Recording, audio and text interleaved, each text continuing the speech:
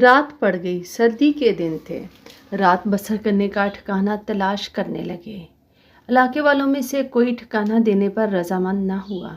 آخر ایک گھر کا دروازہ کھٹکھٹایا۔ گھر والے نے کہا، میری بیوی درد ذہ میں تڑپ رہی ہے، بچہ نہیں ہوتا، اگر تو دعا کرے تو جگہ دے دوں گا۔ شیخ سعدی مان گئے، انہیں کمرہ مل گیا۔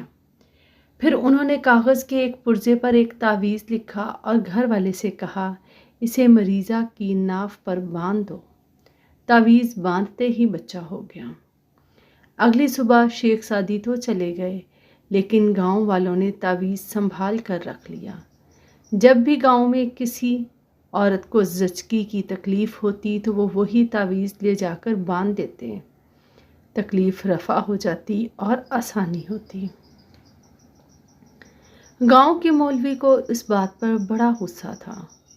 اس نے سوچا کہ اگر تعویذ والی آیت مجھے پتہ چل جائے تو میرے لیے آسانی ہو جائے گی اور مجھے بہت فائدہ ہوگا۔ مولوی نے جھوٹ موٹ کا بہانہ بنایا اور تعویذ مانگ کر لے گیا۔ اسے کھول کر دیکھا تو لکھا ہوا تھا، اے اللہ، میں اور میرا گدھا اب آرام سے ہیں، ٹھکانہ مل گیا ہے، باقی تو جانے اور تیرا کام۔